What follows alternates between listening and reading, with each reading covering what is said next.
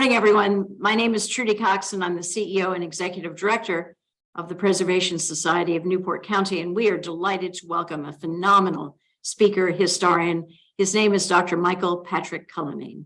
Michael is the Professor of History and the Lowman Walton Chair in Theodore Roosevelt Studies at Dickinson State University in North Dakota.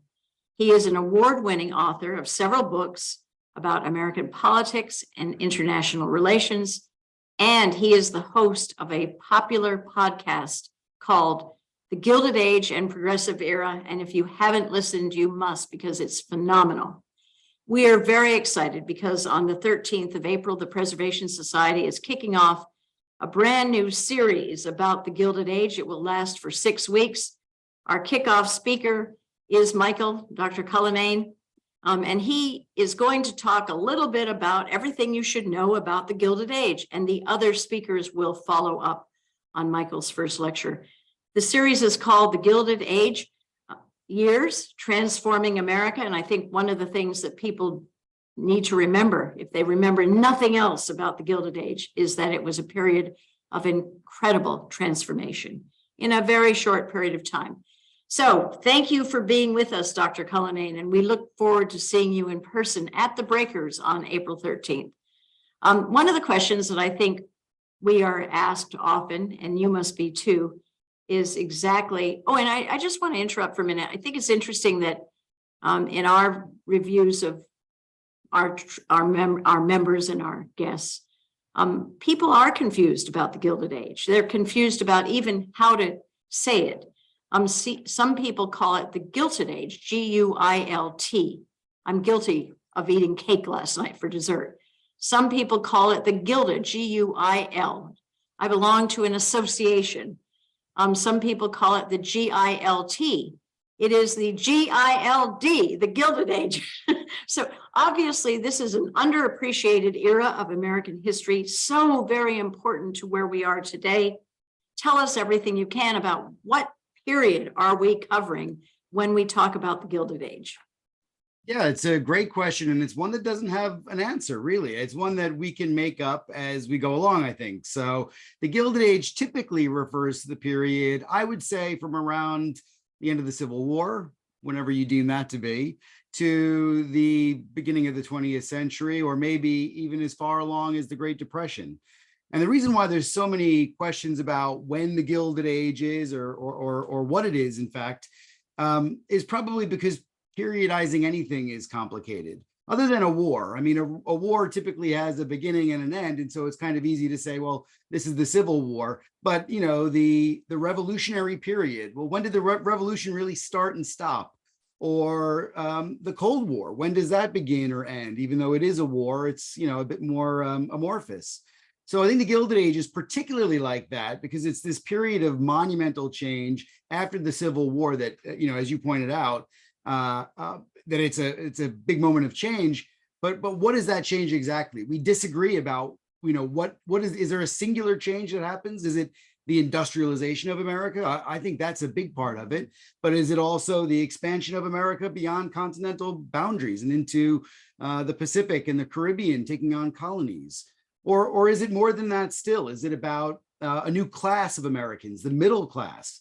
There's so many ways that we can approach this, and depending on which way you choose to look at the period is when you define its parameters. But generally, I think it's a useful thing to think about the period from 1865 all the way up to about 1920, because as a distinct period there, you can see all of these changes come together.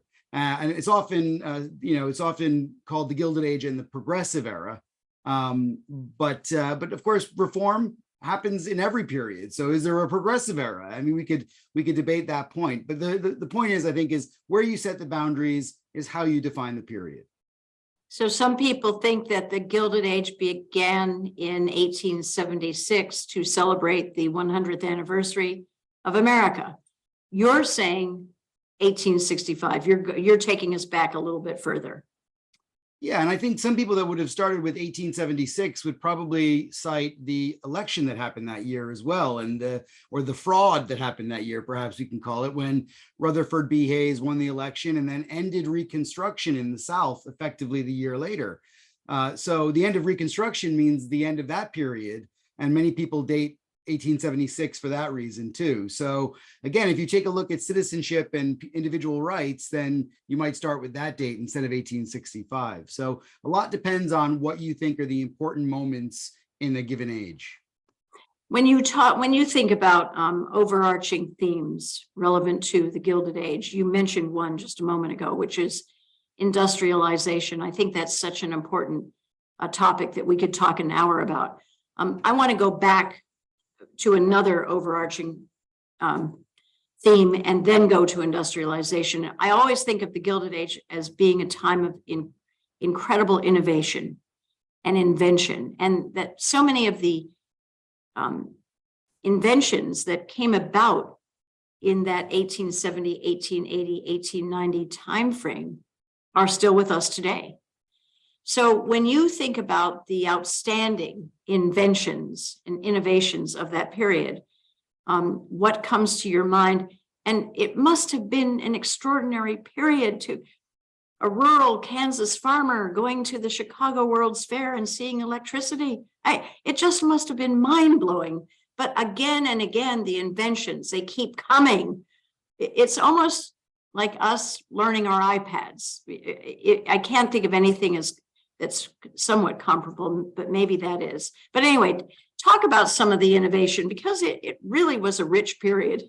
I think you're 100% correct, Trudy. And that word choice that you use there as well, innovation rather than invention. Most of the things that are around in the Gilded Age don't necessarily get invented in the Gilded Age. Like we think of railroads, right? Which transforms time and space. And I'll come back to that idea of transforming time and space, but the railroad existed before the Gilded Age. It's just that it becomes a mass market phenomenon, right? And the same with telegraphy as well. That existed before the Gilded Age, but it becomes a mass market phenomenon during the Gilded Age, as do many other inventions that we could talk about. But the railroad and the telegraph are the thing that are the most transformational in my mind, because they absolutely destroy time and space. You know, you're talking about what a person in the Gilded Age must have been experiencing.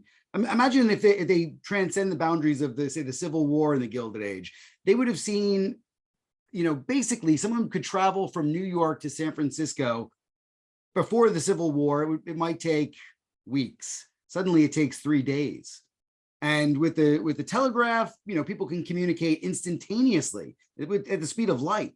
And so those two innovations on their own absolutely transform the country. And I don't just mean getting people from point A to B or messages from point A to B, but they transform markets. Oranges from Florida are now coming to Chicago fresh.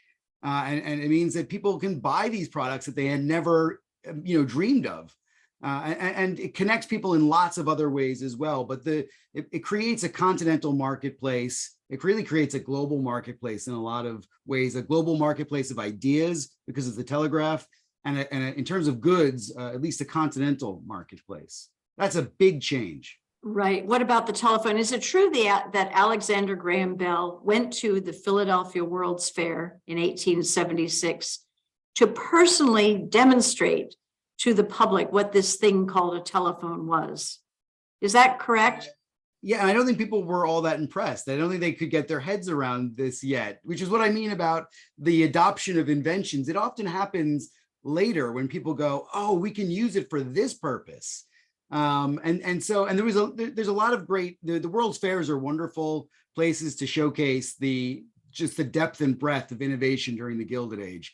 There's a number of things like the 1901 World Fair, where of course McKinley is assassinated, and they showcased the light bulb, the electrification of the city of Buffalo, or in 1893 in Chicago, where, just the architecture, the opulence, the sort of the frontier thesis, everything about a blossoming United States empire is happening in 1893 in Chicago. So these are great moments to sort of take stock of the inventions and innovations that are going on, and then to kind of start that as the beginning point to then understand where they go from there. Yeah, I think I still am that city of lights, the White City, Chicago during 1893, with I think the numbers are something like 45% of the American public attended that World's Fair. and seeing that beautiful European looking city lit up at night, it must have made such an impression, just an astounding impression upon people, and confounded people as well. Isn't that when the whole argument that public made about, well, why can't we have beautiful cities like this, really began to occur? That I've always thought that was what was the case anyway. Well, I think the growth of the American city happens in this time too, and that's such a core component about industrialization, is that the addendum to that is that you have urbanization as well. And so people are coming not only from the rural parts of the country to small cities at first, like say Milwaukee, which then becomes 1 million plus people. And the Midwest has a number of these kind of cities that develop like that.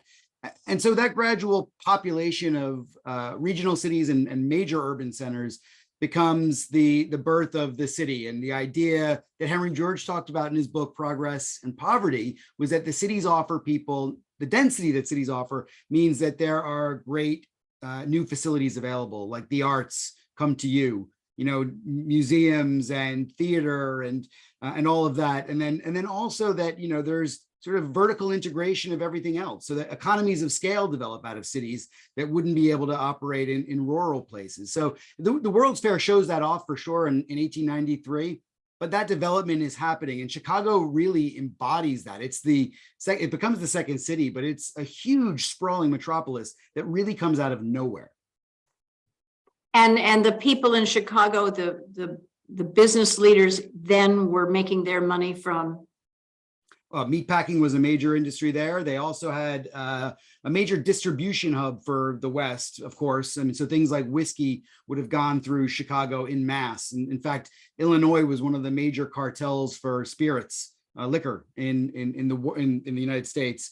And a number of other industries as well, like there would be railroad car production lines there. So industry, manufacturing, agricultural production, and then also sort of goods and shipping distribution would have all gone through Chicago, making it such a vital hub to cross that Mississippi River, and then also to bring the things from the east that are also being developed there and manufactured there to the rest of the country. So you mentioned that industrialization is certainly a key theme of the period. Talk to us a little bit about that, Dr. Cullinane. Well, that's a difficult. What is industrialization? I guess I think if we define industrialization as basically the mass production of goods on scale and the use of industry, the industries that make everything kick into mass production gear. So these are things like steel that you need to produce everything from sky rises to or skyscrapers to cars to massive steel hulled ships. That's the kind of industry that I'm talking about, large mass production industry. And what it does is it transforms the country. It creates the factory system. It ends the way Americans used to experience consumerism, which used to be on a bespoke scale, meaning that they used to make their own clothes, Americans, before mass production. They used to make their own food, and that starts to fall by the wayside with industrialization. You now get your food from stores where things are processed, and you get your clothes from stores. And so consumerism really begins in this period as a result of industrialization. We've already mentioned urbanization as an outshoot of this as well. And we talked about migration, and migration is not just an internal thing, but it's a thing that's happening from foreign countries into the United States in this period too. We see more immigration to the US to get to those cities, to do those jobs, to make those goods, to create this new marketplace. And as I mentioned earlier on, there's the creation of a middle class in America for really the first time. Either you were a producer or you were, a patrician before industrialization. Now there's this growing middle class that is living in American cities, that's buying American goods, and is working in American factories. And the immigration levels, the waves were incredible. And there were people coming in from not just Ireland, but coming in from all over the world. I think I read a statistic somewhere that said that the population of New York between 1800 and 1880 doubled every decade. So that resulted in incredible inequity, if you will, inequality, because people from around the world are now living in tenements. and squalor. I mean, there are so many things that erupt from, yes, great, there are jobs that have been created, there are opportunities. There's a downside to that. So maybe you can talk a little bit about that. Well, Because we haven't, yeah. We haven't even not that there wasn't poverty before, but this was on a much larger, grander scale, and oh, sure. perhaps very much in people's faces. Oh, sure. And cities were not just places where there was, you know, the emergence of the arts and these beautiful parks and all that. It was also a place of squalor, you know, depredation and really, you know, unsanitary conditions. And so, you know, sanitation departments come out of this. You know, we see the rise of temperance movements as a result of crime in cities. So immigration is, you know, has similar parallels today too. I haven't even mentioned politics yet, but politics changes dramatically as a result of all of these social changes, not least immigration, which actually we could predate before industrialization, when the Irish and the Germans are arriving in mass. There are nativist movements, the Know Nothing Party, for example, but really when we see the millions and millions of Southern European, Russian, Jewish populations that are coming to the United States in the late 19th century and the early 20th century, that's when we see the rise of, well, for example, the first exclusionary legislation ever in American history is the Chinese Exclusion Act of 1882, which, you know, completely bars Chinese from coming to the United States. I have often wondered if you could explain that. I do refer to that in many of my speeches, but I've never really understood it. Because there's an irony here. The Chinese were the people who helped make many of these rich people rich by helping lay the lines, the train lines, railroad lines across America. So what happened that made Americans so fearful or concerned about this Chinese population that had actually done all the grunt work? Absolutely. Yeah. Well, this is a gratuitous plug for my podcast where we talked about this act on its own for an hour with a great scholar who's written a book about it.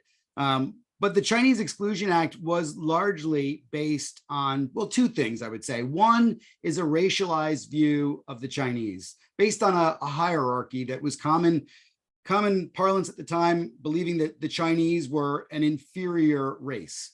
Especially when compared to Anglo-Saxon or Teutonic or, you know, white races. Now, that was coupled with, by the 1880s, a rise in labor activism that was calling for American laborers to get the jobs that were going to quote unquote coolie labor, or as you said, the Chinese that were building the railroad lines. So by the 1880s, the United States had already constructed, I think, 4 transcontinental railroads. And so there wasn't the, I suppose, the need for as much labor on the railroads. And then that coupled with the, you know, the racialized view of the Chinese led to, you know, the government and popular demand calling for the exclusion of the Chinese. And that would make sure that the Chinese didn't come for years to come, not just in the 1880s, but the Exclusionary Act was adopted in subsequent years by subsequent administrations. And then by the 1920s, the United States brought in a quota system for immigrants, which meant that the status quo numbers in America, in other words, however many Irish or German or Chinese were in America, they were given a quota in 1924, and that's the number that could come in years after that. Well, the Chinese had no one coming in the years before 1924, so their quota was effectively 0. So it really, from the 1880s until the 1960s, the Chinese were excluded from coming to the United States on, you know, in any large numbers. And it all happened in the Gilded Age. And then wasn't there a similar exclusionary act passed against the Japanese about 20 years later after the Chinese Act in 1882? Yeah, so that was a slightly different one, but yes, it's certainly there. It was called the Gentleman's Agreement. It wasn't enshrined in legislation quite the same way the Chinese Exclusionary Act was, but it was designed to keep out Japanese labor from the West Coast in particular, and Hawaii, where there was a growing population of farmers. And the Japanese were proving themselves to be exceptional farmers in California, Oregon, Washington, and British Columbia. And so to keep them out, the United States government signed a deal saying that Americans wouldn't go to Japan and immigrate there. Of course, the Americans weren't going there anyway. And in turn, the Japanese wouldn't come to the United States. So, it's whenever you ask people about the Gilded Age and ask them to tell you who the presidents were, most of us cannot do it. Politics during the Gilded Age, very misunderstood or not understood at all. And I suppose that's because the power of the presidency had yet to be come into place, correct? So tell us a little bit about the presidential leaders. Whenever I read books about the period, it's J.P. Morgan who has more power, and Cornelius Vanderbilt has more power than any president during that period of time. There's almost an arrogance about it. It was the Gilded Age for industrial elites, but certainly not for. So why would you run for president, and what would you gain by being president in a period of history that didn't offer you much opportunity? Well, and I think a lot of people don't run for office for that very reason. It doesn't have the power that they would be used to, certainly if they were industrialists. So that's a great point. The period is really complicated when it comes to politics for a couple of reasons. After the Civil War, the Republican Party really does have a lock on politics in the nation. So the Congress has a lot of power, and the Republicans really dominate in Congress for many years. The Democrats obviously control the solid South, but there are factions that are blowing up everywhere. So you have the Populist Party, which arises, the so-called People's Party, which is led by people like William Jennings Bryan, who is not quite a Democrat, definitely not a Republican, doesn't fit into any typical box of that time, and creates his own way and transforms the Democratic Party in the process. There's also parties like the Silver Republicans. Western states had issues that weren't being addressed by the New York Republican establishment. And so they started their own party that agreed with Republicans on many social issues, but on economic issues differed so much so that they were nearly democratic. And so, and that's only two examples, but there are a number of different parties that are swirling around the American system at this time, representing regional politics and representing, sort of national politics, but it's because it's so complex, there's factions and coalitions within the parties, just like there are today. Now, how that plays out in the presidency is that it's not really until Theodore Roosevelt's presidency that the idea of an activist executive or one that takes more control away from Congress starts to gain momentum. And it's Roosevelt's presidency that kicks that off. And then it's used by pretty much every president after that, to sort of make the case that the president should be a steward for the public welfare. And I often think that that's why we see the progressive era as one beginning with Roosevelt's presidency and being somewhat different than the years before. But there's many reforms to politics that happen in the years before the 20th century that are worth talking about and showing as the sort of transition to that more, strong presidential executive power. Right. And women are not in Congress yet. Not until when can they? Well, when is the first woman elected to Congress? Oh, that's a good question. Oh, I can't remember. Yeah, I don't recall now, and that's silly on my part. But what I can say is that suffrage started to happen at the state level first. So again, we see this, state level regional activism leading into change at state elections, and then becoming federal, policy or constitutional amendment really by 1920. So women play an important role in this period, probably way more, I would think, than they do in periods beforehand. So you have women like Florence Kelley and activists like Jane Addams. These are women that are absolutely transforming the landscape, not just for women, but in Jane Addams's case, around peace activism or around settlement houses, which, try and mix classes in urban areas to stop things like crime and poverty from spreading.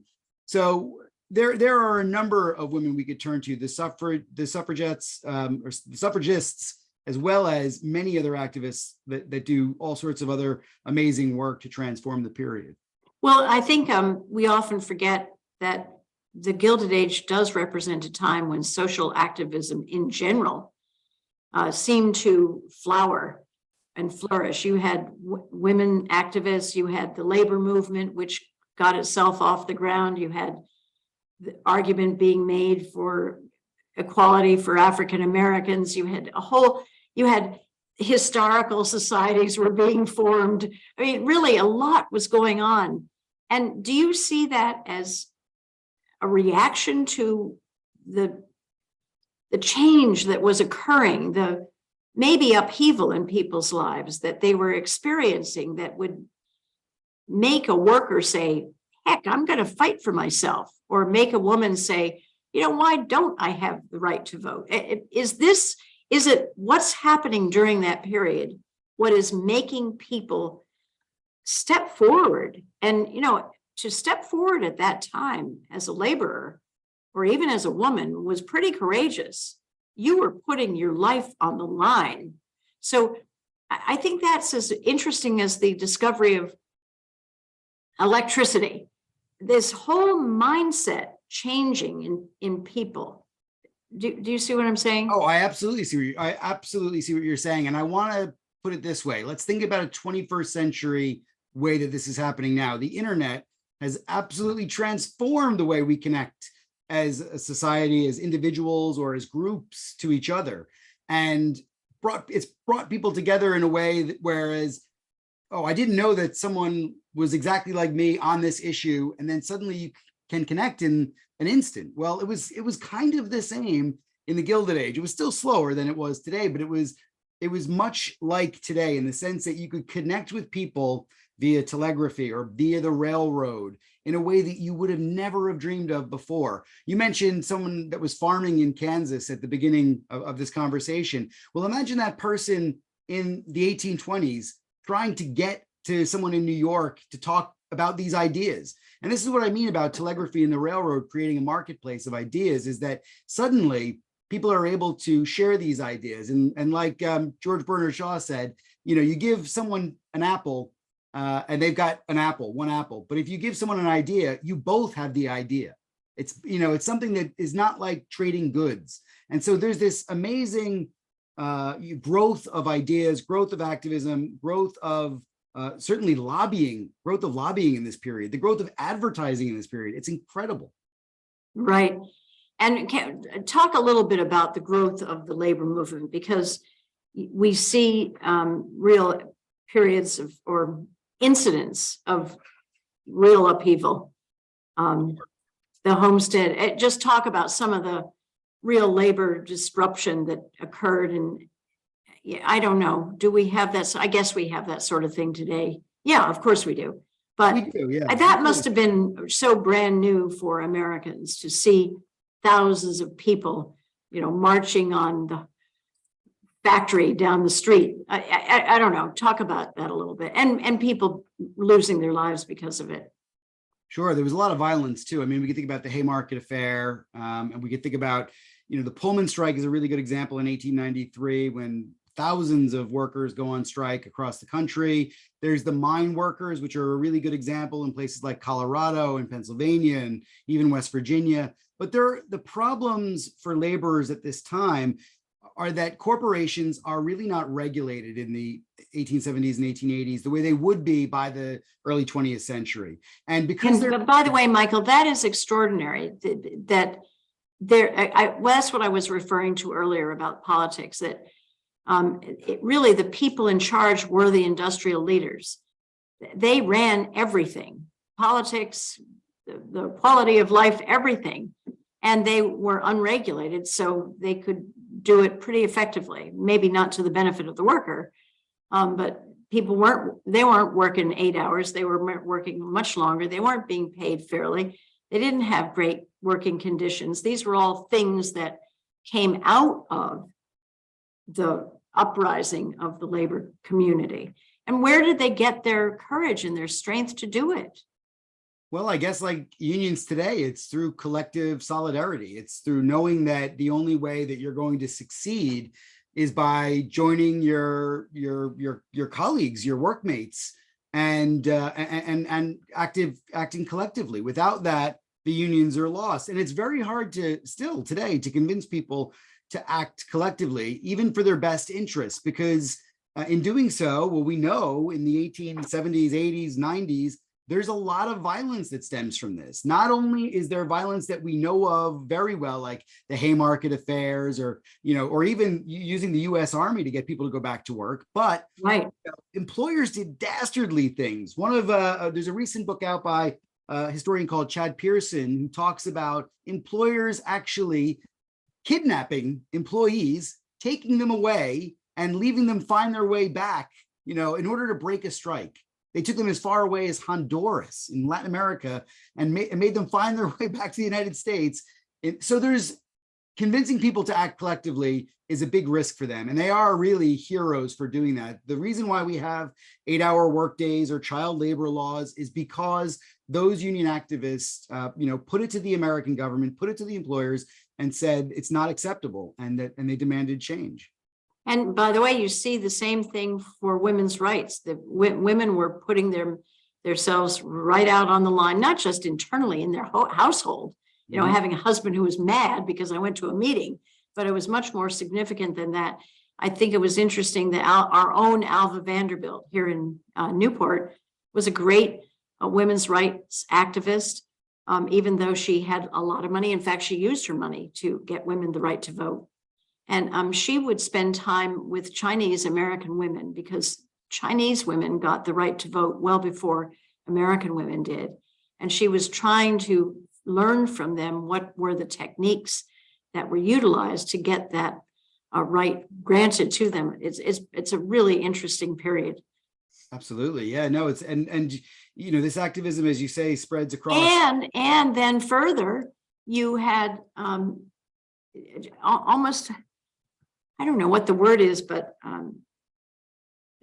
things were so psychotic almost when it came to rights for Blacks, that Reconstruction, and then there's a law that says segregation is okay. And, what on earth was going on in the minds of our nation in the 80s and 90s?